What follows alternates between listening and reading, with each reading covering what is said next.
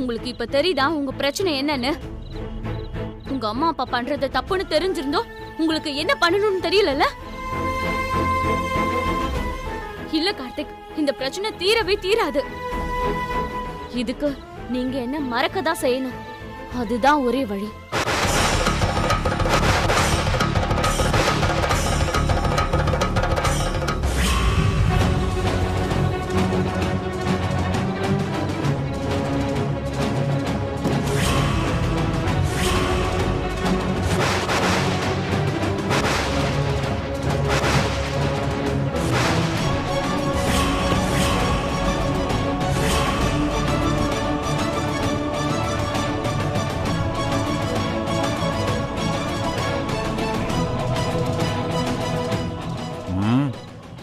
நினைச்சேன்டா நீ இங்கதான் இருப்பன்னு. காலையில இருந்து நான் உனக்கு போன் பண்றேன், போனே எடுக்க மாட்டேங்கிற. காலேஜுக்கு போன் பண்ணா நீ வரவே இல்லைங்கிறாங்க. டேய், இங்க என்னடா பண்ணிட்டு இருக்க? ஆமா, இது என்னடா கோலம்?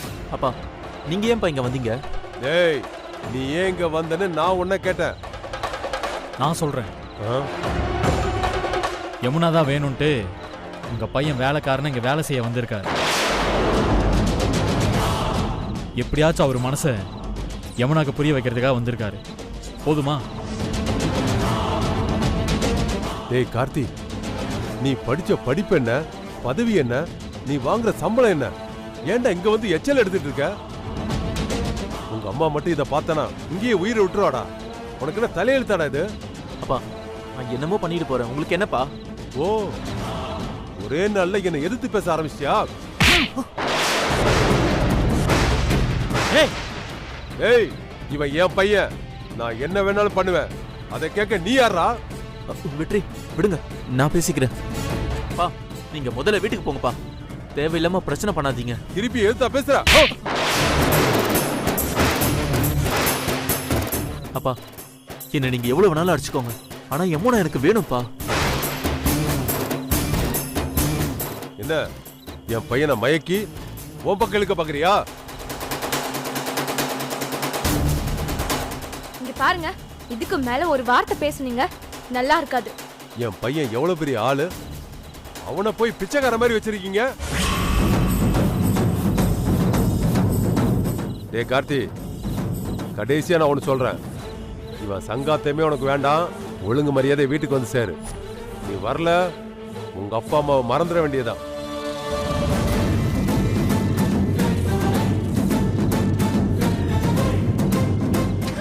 உங்க அப்பா கிட்ட பேச தைரியமே இல்லல்ல? அது எப்படி யமுனா ஒரு நாள்ல மாறும்? நான் மாத்திக்கிறேன் யமுனா, நான் நிச்சயமா என்ன மாத்திக்கிறேன். மாத்திக்கிட்டு அப்புறம் வாங்க, இப்போ கிளம்புங்க. இல்ல யமுனா, நீ என்னை ஏத்துக்காத வரைக்கும் நான் இந்த இடத்த விட்டு போக மாட்டேன். எனக்கு காலேஜ், வேலை, சம்பளம்னு எதுவுமே வேண்டாம். நான் இப்படியே உன் பக்கத்துல இருந்தா போதும். இப்படி எல்லாம் சொன்னா என் மனசு மாறிடும் நினைக்கிறீங்களா? எனக்கு இதெல்லாம் கொஞ்சம் கூட பிடிக்கல. தயவு செஞ்சு கிளம்பி போங்க. யமுனா, நான் இவ்வளவு தூரம் சொன்னதுக்கு அப்புறமும் நீ மனசு மாற மாட்டேன்றல? சரி, இப்போ சொல்றேன். நாளைக்கு காலையில 6 மணி வரைக்கும் தான் உனக்கு டைம். நீ என்னை ஏத்துக்கிறதா சொன்னா நான் இருப்பேன். இல்லனா என்ன பண்ணுவீங்க? அதுக்கப்புறம் நான் உயிரோடவே இருக்க மாட்டேன். பிளாக்மெயில் பண்றீங்களா? அதெல்லாம் எனக்கு தெரியாது. நான் சொன்னா சொன்னதுதான். நாளை காலையில 6 மணிக்குள்ள என்னை ஏத்துக்கலனா நீ என்னை பார்க்கவே முடியாது. வெற்றி, அவங்க 2 பேரும் ஏதாவது முடிவு பண்ணிட்டு வரட்டும். வாங்க நம்ம போலாம்.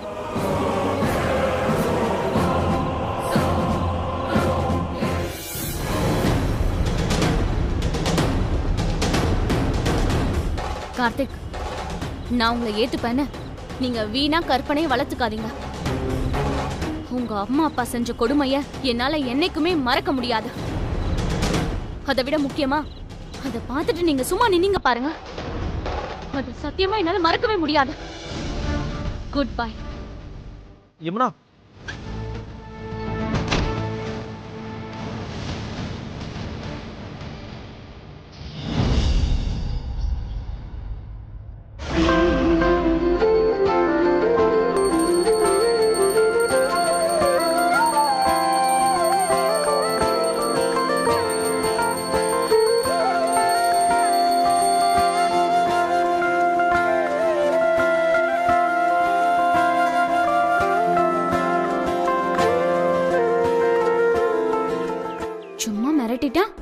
6 மணிக்கு நான் அவரை பாத்துருவேனா? என்ன நினைச்சிட்டு இருக்காரு என்ன பத்தி?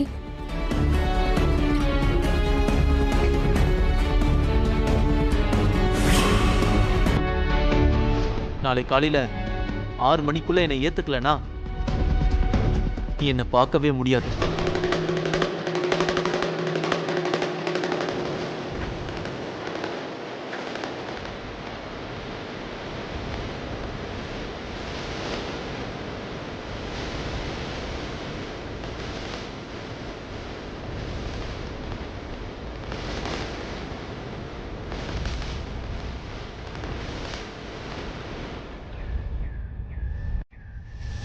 யமுனா, நான் உன்னை ரொம்ப லவ் பண்றேன் யமுனா. என்னை ஏத்துக்கலனா நான் உயிரோடவே இருக்க மாட்டேன்.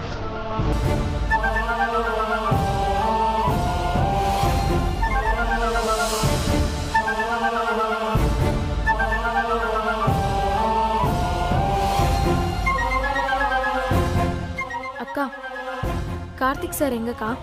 அவரை கோச்சிட்டு போயிட்டாரு போல. இந்த ரோஷத்துக்கு ஒன்றும் குறைச்சல் இல்லை. காலையிலேயே நானும் கார்த்திக் சாரை கவனிச்சேன். பாவம், கண்டிப்பா நீங்க வருவீங்கன்னு நம்பிக்கையோட காத்துட்டு இருந்தாரு. ஆனா நீங்க வரல. ரொம்ப வருத்தத்தோட பேசிட்டு போனாரு. போகட்டும், விடுங்க வெற்றி. நடக்காத ஒன்ன பிடிவாதத்தால நடத்தி காட்டணும்னு நினைச்சா எப்படி முடியும்? ஹே துர்கா, நீ மெஸ்ஸ தர.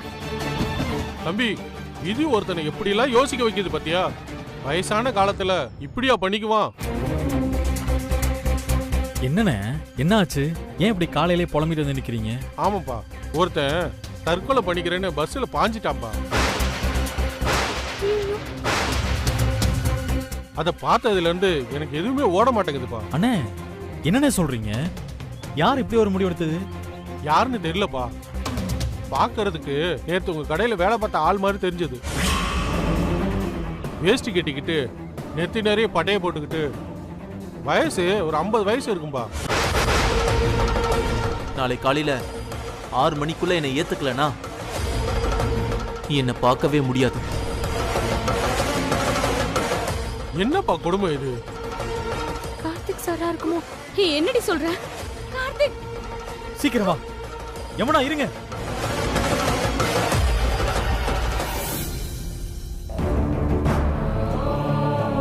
வாங்க. சொல்லுங்க மேடம். இங்க கார்த்திக்னு ஒருத்தர் அட்மிட் பண்ணிருக்காங்களா? ஐயோ, என்ன பேர்ல பண்ணிருக்காங்களோ? மேடம், வெற்றி இப்ப என்ன பண்றது? யமுனா, ஒரு நிமிஷம் பொறுமையா இருங்க. ஒரு ஆக்சிடென்ட் கேஸ்னு கூட்டிட்டு வந்தாங்க. கொஞ்சம் வயசானவர். பஸ்ல சூசைட் பண்ணிக்கிட்ட கேஸ் தானே? ஆமாமா, அவருதான். சாரி சார், அவங்க ஸ்பாட்லயே இறந்துட்டாங்க.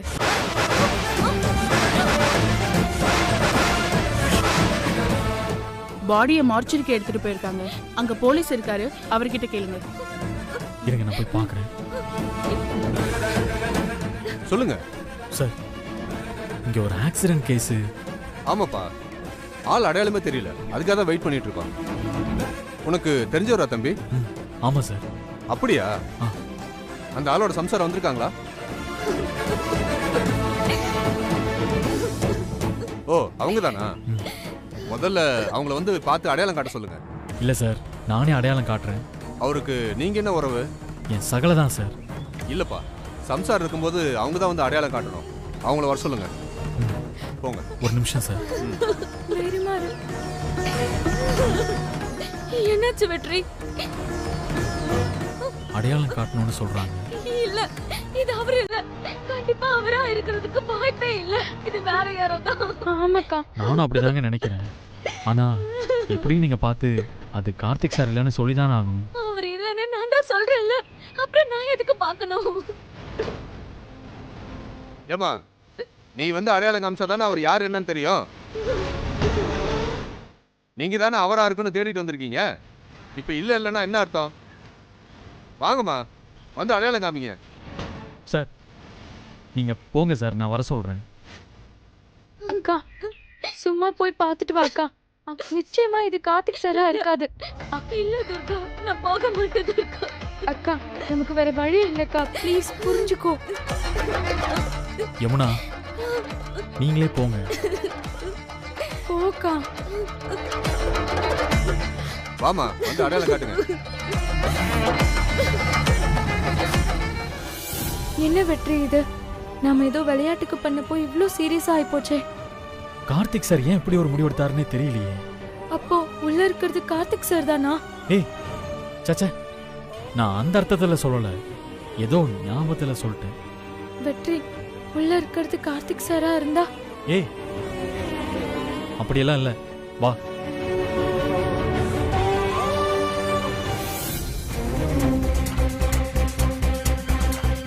இவங்க அவங்க ஹஸ்பண்டோட பாடியை வெரிஃபை பண்ணலாம். வாங்கம்மா. உள்ள கூட்டு போங்க. வாங்கம்மா.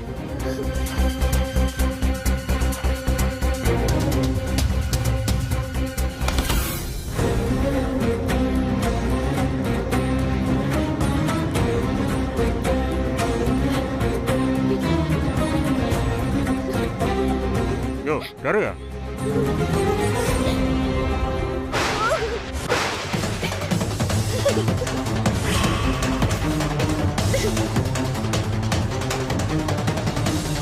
மா கண்ணை தந்து பாருமா.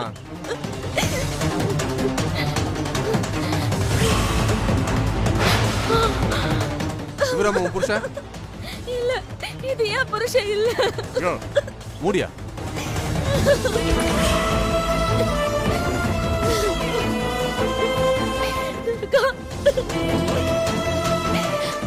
என்னக்கா ஆச்சு? அக்கா இங்க பாரு. என்னக்கா ஆச்சு? என்னன்னு சொல்லு. அவர் இல்ல, நான் தான் சொன்னேன்ல, அது அவர் இல்ல, வேற யாரோ. சரிக்கா, அதான் கார்த்திக் சார் இல்ல இல்ல, அழாத.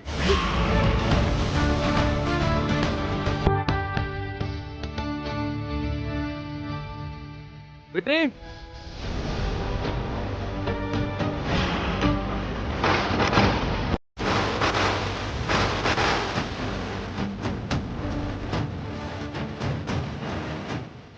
எல்லாரும் இங்க என்ன பண்றீங்க?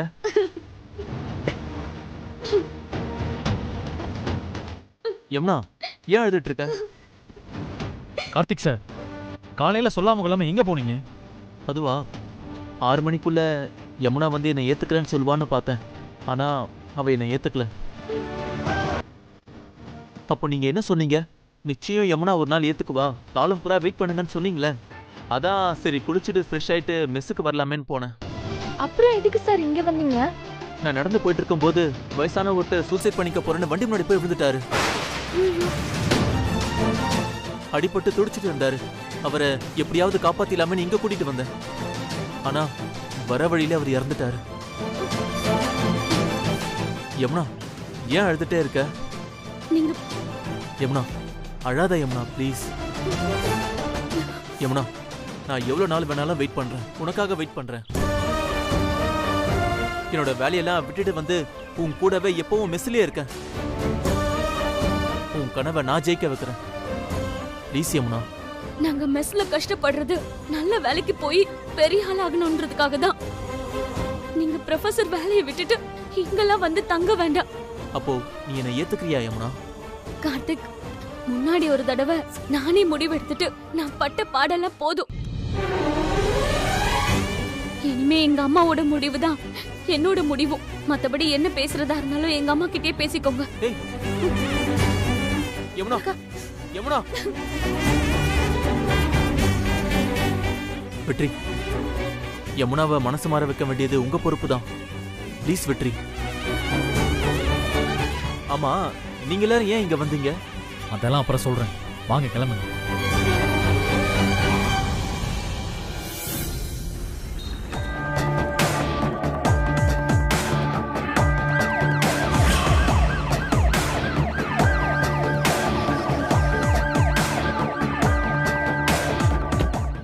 சார் ஒரு நிமிஷம். பேசுமா. பூஜா, நீ சொன்ன மாதிரியே நான் வக்கீல ரெடி பண்ணிட்டேன். இவர்தான் அந்த வக்கீல். மேடம், கேஸ் கொஞ்சம் கஷ்டம்தான். ஹனிமூன் போன இடத்துல என்ன நடந்ததுன்னு சொன்னீங்கன்னா எனக்கு வாதாட கொஞ்சம் வசதியா இருக்கும். அதெல்லாம் நான் அப்புறம் சொல்றேன். இப்போதைக்கு நான் கொலை பண்ணல. என்ன முதல்ல ஜாமீன்ல எடுங்க. சரிம்மா, நான் பாத்துக்கிறேன். நீங்க தைரியமா இருங்க. ஏ சங்கிலி,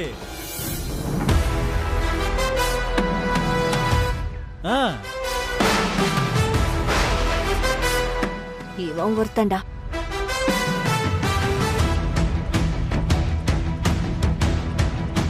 ஏண்டா சங்கிலி, ஹனிமூனுக்கு போனா ஹனிமூனை பார்க்க வேண்டியதானே? ஏண்டா கொலையெல்லாம் பண்றீங்க? இது என்ன பொம்பளை கேஸா? உன்ன மாதிரி பொம்பளை பொறுக்கையெல்லாம் ஈஸியா ஜாமீன்ல வர்றதுக்கு கோர்ட்டுக்குள்ள போன உடனே ஆப் படிக்க போறாங்க. வெற்றி, நீ தப்பு மேல தப்பு பண்ணிட்டு இருக்க. நான் எதுக்கு ரோஹித்தை கொலை பண்ண போறேன்? நான் ரோஹித்தை எவ்வளவு லவ் பண்ணேன்னு உனக்கு நல்லா தெரியும்ல. அடேங்கப்பா. ஹேய், என்ன என்கிட்ட விட்ட போடுறியா? பாவண்டி ரோஹித், என் பெஸ்ட் ஃப்ரெண்டு. அவனை போய் கொண்டு இருக்க. ஒரு கொலைய பண்ணிட்டு இப்படி டயலாக் எல்லாம் பேசி தப்பிச்சிடலான்னு பாக்குறியா? யோ வக்கீலு, எடுத்து சொல்ல. போ போ போ, கோர்ட்ல போய் முறைச்சிட்டு தான் நிக்கணும். ஒன்னும் பண்ண முடியாது. வெற்றி, எனக்கு ஒண்ணு மட்டும் சொல்லு. சக்தி எனக்கு எதிரா அன்னைக்கு ஏதோ ஆதாரம் இருக்குன்னு சொன்னான். அது என்ன ஆதாரம்னு மட்டும் சொல்லு. பாத்தியா பூஜா, நீதான் கொலையை செய்யல. அப்புறம் எப்படி பூஜா ஆதாரம் இருக்கும்? என்ன பார்த்தா காதுல பூ சுத்துற மாதிரி இருக்கா? என்ன வெற்றி, உன் பின்னாடி எப்பவுமே சக்தி சுத்திக்கிட்டே இருப்பால, எங்க வரல? ரங்கநாயகி அம்மா சக்தியை இந்த கேஸ் பக்கமே போக கூடாதுன்னு சொல்லிருப்பாங்க போல. ஏன்னா ரங்கநாயகி அத்தைக்கு ரொம்ப நல்லா தெரியும் நான் இந்த கொலையை பண்ணிருக்க மாட்டேன்னு. பூஜா, நீ வா, 5 நிமிஷத்துல உன்னை ஜாமீன்ல கூட்டிட்டு வந்துடுறேன். அதுக்கப்புறம் கதையா இவன்ட்ட பேசிக்கலாம். பார்க்க தானே போறீங்க இந்த வெற்றியோட ஆட்டத்தை. போங்க போங்க. வாடா கான்ஸ்டபிள், கூட்டுவாங்க. வா வாமா.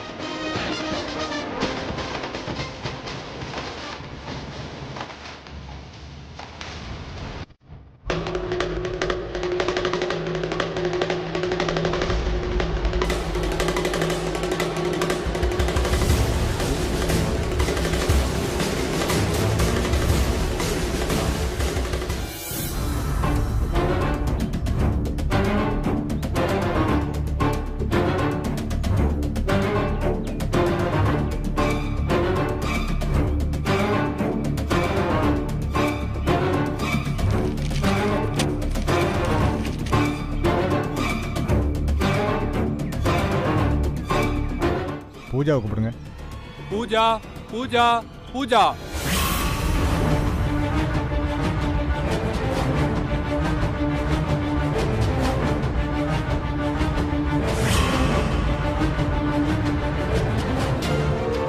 யுவரான, என் கட்சிக்காரர் பூஜா மேல பொய் குற்றச்சாட்டை சுமத்தி இருக்காங்க. காரணம் ரொம்ப சிம்பிள் தான், முன்விரோதம், பொறாமை. கம்ப்ளைண்ட் கொடுத்திருக்கிற வெற்றிக்கும் சக்திக்கும் பூஜா வாழ்க்கை நல்லா இருக்க கூடாதுங்கிற பொறாமை. தான் காதலிச்ச பையனே கல்யாணம் பண்ணிக்கிட்ட என் கட்சிக்காரர் ஏன் சார் கொலை பண்ணணும்? காரணம் இருக்கு யுவர் ஆனர். இவங்களுக்கு முதல்ல இருந்தே இந்த கல்யாணத்துல இஷ்டம் இல்லை. ஆனா கல்யாணம் பண்ணிக்க வேண்டிய கட்டாயம். அதனாலதான் கொலை பண்ணிருக்காங்க. சார், நான் ஏன் சார் ரோஹித்தை கொலை பண்ணணும்? ஆதாரமே இல்லாம இவங்க வேணும்னே போய் சொல்றாங்க சார். யுவர் ஆனர், ஒருவேளை பப்ளிக் ப்ராசிக்யூட்டர் சொல்ற மாதிரி கொலை நடந்திருந்தா இறந்து போன ரோஹித்தோட உடல் எங்க? அதுவும் கிடைக்கலையே. ரோஹித் யாருக்கும் பயந்து ஓடி போயிருக்காரு, அவ்வளவுதான். அதை வச்சு இவங்க 2 பேரும் பொய்யா ஒரு ஆதாரம் கூட இல்லாம இந்த கேஸை போட்டிருக்காங்க. ஆதாரம் எல்லாமே காலையிலே சப்மிட் பண்ணியாச்சு யுவர் ஆனர். ஆதாரமா?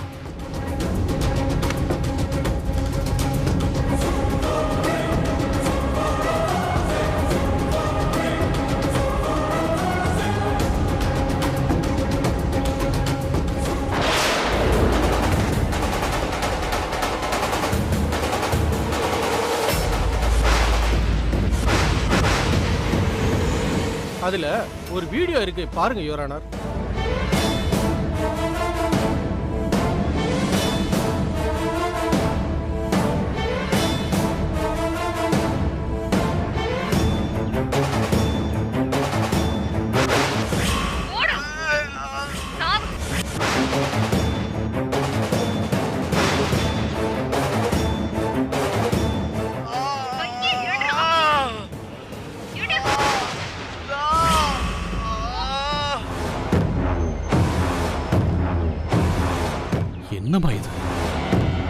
சார் எனக்கே தெரியல சார், ஏதோ பொய்யான வீடியோ தான் நினைக்கிறேன். இதெல்லாம் முதல்லயே சொல்றது இல்லையா? இதுக்கு தான் உன்னை வெளியிலேயே வச்சு கேட்டேன். சார் ஏதாவது பண்ணுங்க சார். இப்ப சொல்லு.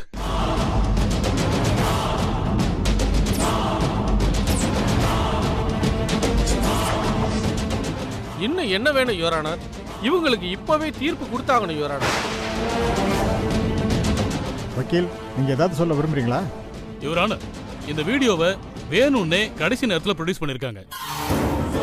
இது பொய்யான வீடியோன்னு என் கட்சிக்காரர் சொல்றாங்க.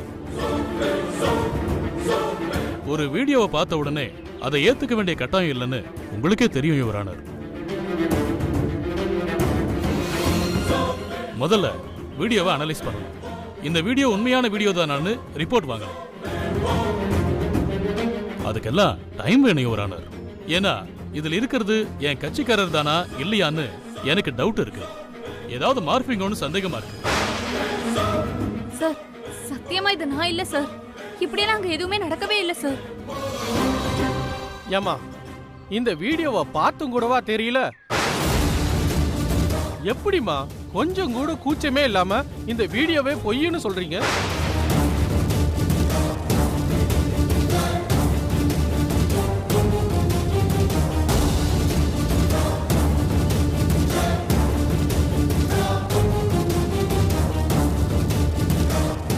பதினைந்து நாட்கள் பூஜாவை காவலில் வைக்க இந்த நீதிமன்றம் உத்தரவிடுகிறது.